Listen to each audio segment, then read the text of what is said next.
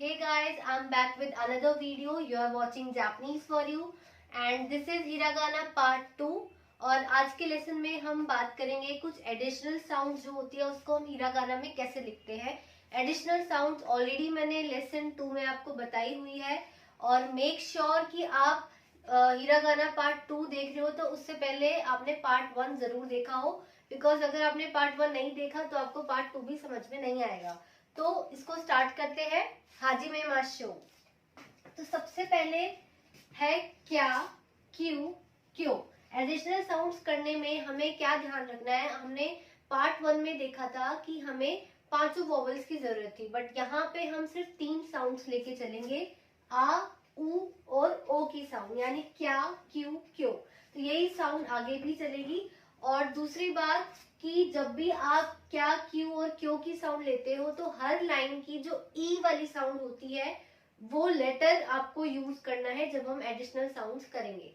तो इसको पहले देखेंगे। जैसे मुझे लिखना है क्या, अगर मुझे क्या लिखना है तो उसके लिए अब ये का वाली लाइन है, तो का वाली लाइन के लिए हमें ई वाली साउंड लेनी है, यानी की वाली साउंड। का वाली लाइन में जो ई की साउंड होती है वो की होती है, तो इसलिए की लिया हमने और लास्ट में या लिखा है तो इसलिए यहाँ पे या लिख देंगे हम। तो ये हो गया क्या।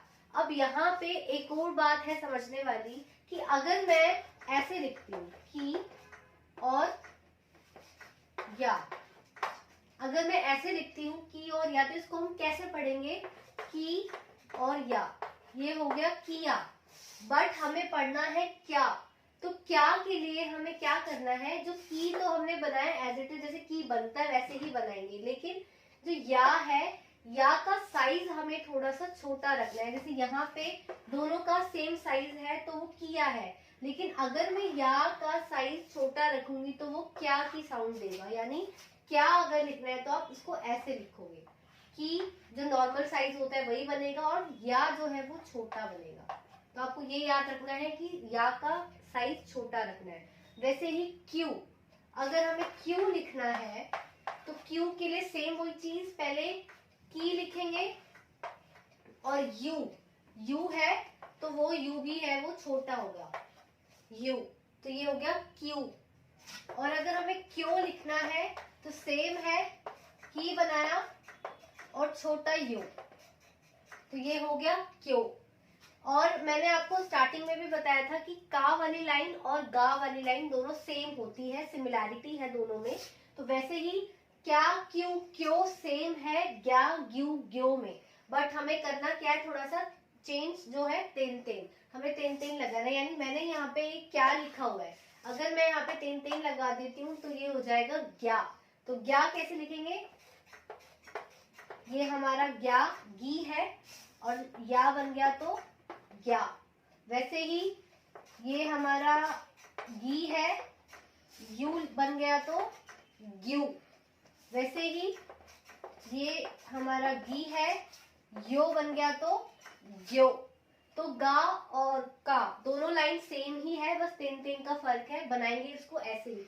तो ये है क्या, क्यों, क्यों, ग्या, ग्यू, ग्यो। अब है अगली लाइन देखेंगे। अब है शा, शू और शो की लाइन। तो शा कैसे लिखेंगे, मैंने बताया था हमें ई वाली साउंड लेके चलनी है। जैसे का वाली लाइन में हमने की लिया था, अब यहाँ पे सा वाली लाइन आ गई तो हमें शी लेना है। तो शा लिखने के लिए पहले हम लिखेंगे शी, और वही सेम चीज है, बट यहाँ पे आप देख रहे थे कि या, यू और यो आ रहा था तो हम वहां पे बना रहे थे। आगे भी सेम यही चलेगा, लास्ट में हर लेटर के बाद आपको या, यू और यो ही बनाना है, उसका साइज भी छोटा रखना है। और जो जिस लेटर की लाइन होगी उसका की आपको ई साउंड लेके चलनी। तो शाह वाली लाइन है तो आपको शी की साउंड लेनी है और या बनाना है, तो ये हो गया शा। और अगर शू बनाना है तो शू में भी शी बनाया और यू, तो ये हो गया शू। वैसे ही शो बनाना है तो शी बनाया और छोटा यो, साइज का ध्यान रखना है, यो ये जो होगा छोटा बनेगा। तो ये हो गया शा, शू, शो। अब जैसे का और गा की लाइन सेम होती है, वैसे ही शा और जा की लाइन सेम होती है। यहाँ लिखा है चा, तो चा बनाना है तो सेम वही है, ता वाली लाइन चल रही है तो उसमें ई की साउंड क्या होती है, ची, तो ची बनाएंगे और छोटा या, ये हो गया चा। वैसे ही चू बनाना है तो ची बनाएंगे और यू, चू। उसके बाद ची बना के यो, छोटा यो, तो चो। तो ये है। अब इसके आगे भी कुछ और हमारी एडिशनल साउंड्स है, वो देखेंगे।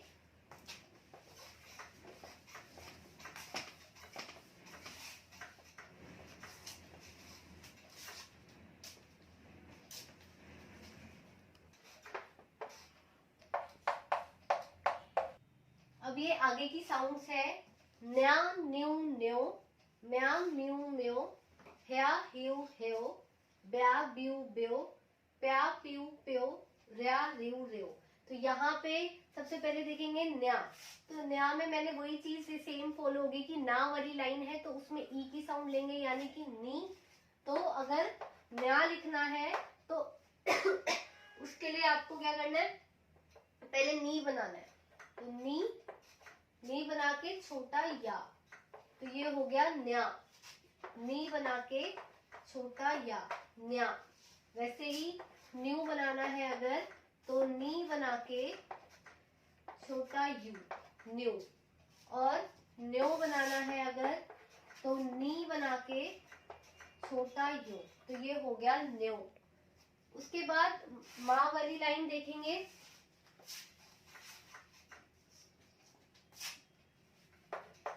म्या लिखना है मुझे, तो वही है ई की साउंड यानी कि मी।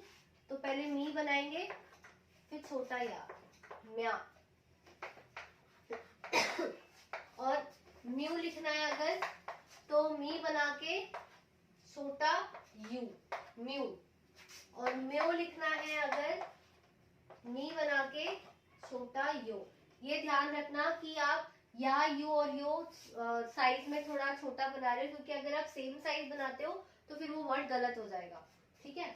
उसके बाद है ह्या। जैसे का वाली लाइन और गा वाली लाइन सेम होती है और सा वाली लाइन और जा वाली लाइन सेम होती है, वैसे ही हा वाली लाइन, बा वाली लाइन और पा वाली लाइन, ये तीनों इन दोनों में थोड़ी सी सिमिलैरिटी है। तो वो देखेंगे ह्या कैसे लिखेंगे। इसकी ई की साउंड आ रही है ही, तो ही बना के स्मॉल या, ह्या। वैसे ही बना के स्मॉल यू, ह्यू। और ह्यो बनाना है, ही बना के छोटा यो, तो ह्यो। अब ये ह्या ह्यू ह्यो। अब देखेंगे ब्या, ब्या ब्यू और ब्यो। इसमें क्या करना है हमें, जब हमें सेम ह्या और ब्या सेम होता है तो हमें क्या करना है, तेन तेन लगाना है। तेन तेन लग गया तो वो ब्या वाली लाइन हो जाएगी। तो अगर मुझे ब्या लिखना है तो तेन तेन और या, ब्या। वैसे ही तेन तेन ब्यू, यहाँ पे भी सेम ब्यू। सेम प्या वाली लाइन के साथ भी है, उसमें क्या लगता है, इसमें तेन तेन लगता है और उसमें मारू लगता है। तो अगर मुझे प्या लिखना है तो मैं मारू लगा के लिखूंगी। जैसे प्या लिखना है अगर, तो पी लिखेंगे पहले, ये पी है, और फिर या, प्या। प्यू लिखना है, पी बना के यू, प्यू। वैसे ही प्यो लिखना है अगर, पी बना के यो, प्यो। अब रया रियो, रियो में भी सेम है, इसमें ई वाली साउंड क्या है, री है, तो री और छोटा या, रया। री छोटा यू, रियो। और री बना के छोटा यो, तो रियो। तो ये है एडिशनल साउंड, जिसमें आपको क्या करना है, सिर्फ 3 साउंड्स लेनी है, आ उ और ओ की। और लास्ट में आपको या यू योर बनाना है, लेकिन उसका साइज थोड़ा छोटा रखना है। यहाँ पे एडिशनल साउंड्स खत्म होती है, लेकिन हीरा गाना आप सीख रहे हो तो आपको कुछ बेसिक चीजें भी पता होनी चाहिए, जैसे कि लॉन्ग साउंड। लॉन्ग साउंड अगर हमें यूज करनी है तो कैसे करते हैं, और जो डबल कॉन्सोनेंट्स अगर आ जाते हैं तो उनको कैसे पढ़ना है, तो ये जो बेसिक चीज है वो भी हम देखेंगे अभी। तो देखते हैं।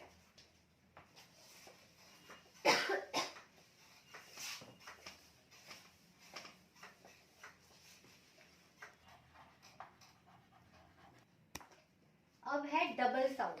डबल साउंड में हमें क्या करना है कि जैसे यहाँ पे लिखा है कित्ते, यानी जो टी आ रहा है डबल बार आ रहा है। डबल कॉन्सोनेंट्स अगर आते हैं जब भी, तो हमें क्या करना होता है, सू बनाना होता है, लेकिन जो सू बनेगा वो स्मॉल साइज में बनेगा।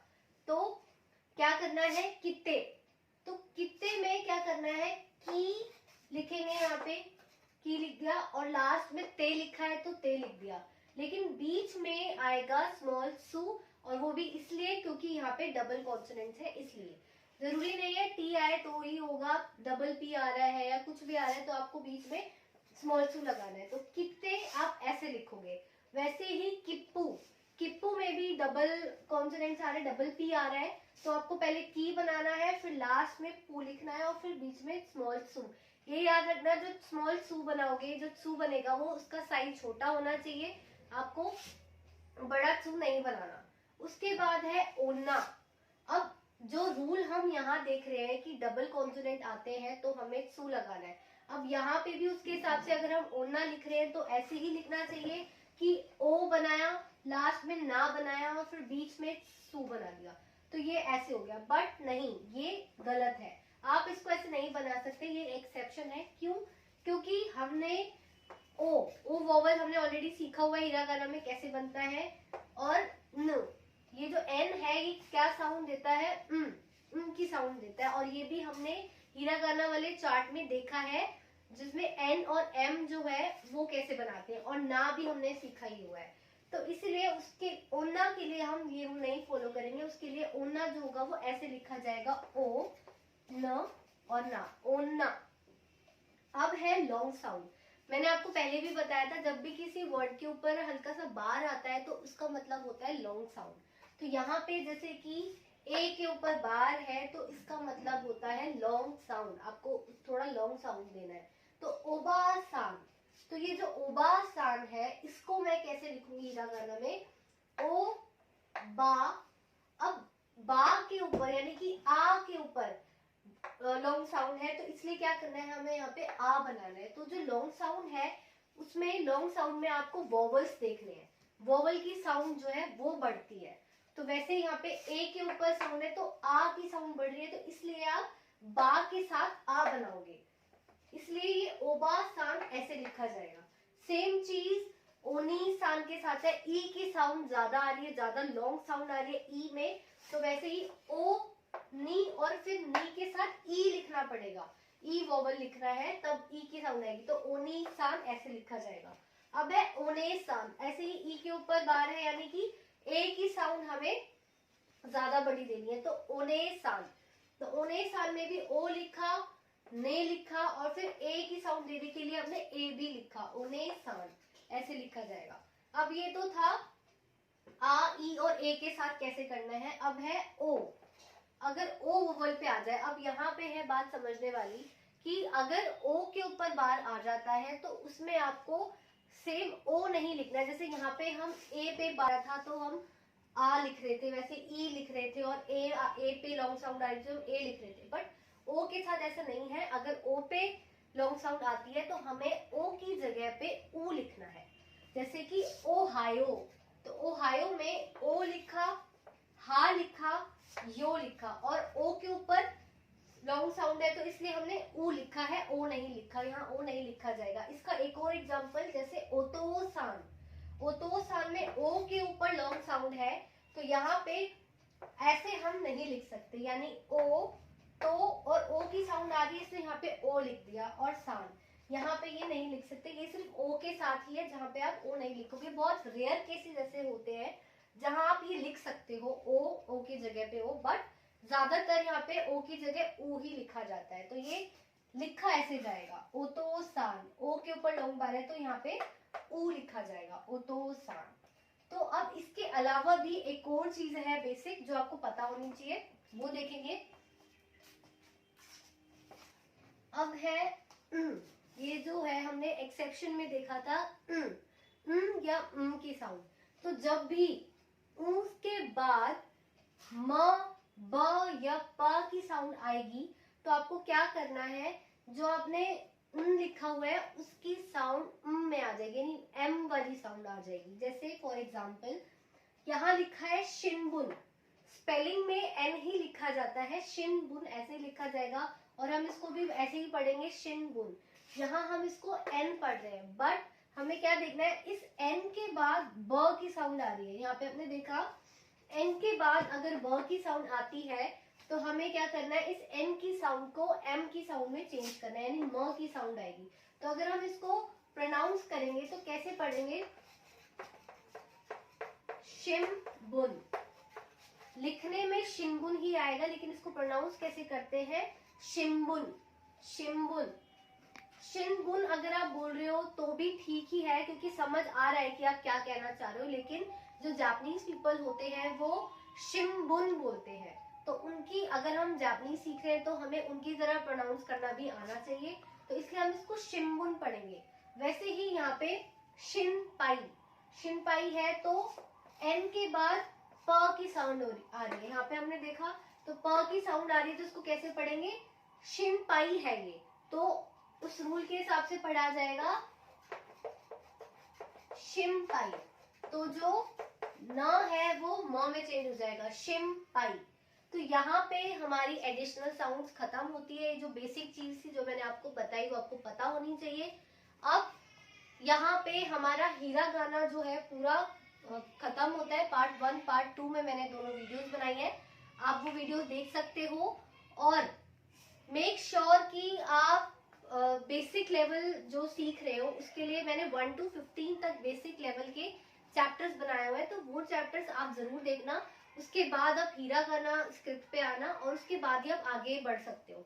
तो पहले आपको बेसिक आना जरूरी है। अगली वीडियो में मैं N5 लेवल स्टार्ट करने वाली हूँ। अगली वीडियो में डिटेल में बताऊंगी भी कि N5 लेवल होता क्या है, और उस लेवल को सीखने से पहले आपको हीरा गाना चार्ट आना चाहिए, क्योंकि आगे मैं हीरा गाना में ही सेंटेंसेस या वर्ड्स हीरा गाना में ही लिखूंगी। तो N5 सीखने से पहले आप हीरा गाना जरूर लर्न कर लीजिएगा। और अगर आपको मेरी वीडियो अच्छी लगी so please like, share and comment. कोई भी क्वेरी है आप मुझसे पूछ सकते हो कमेंट बॉक्स में। ऐसे ही सपोर्ट करते रहिए। Thank you, sayonara.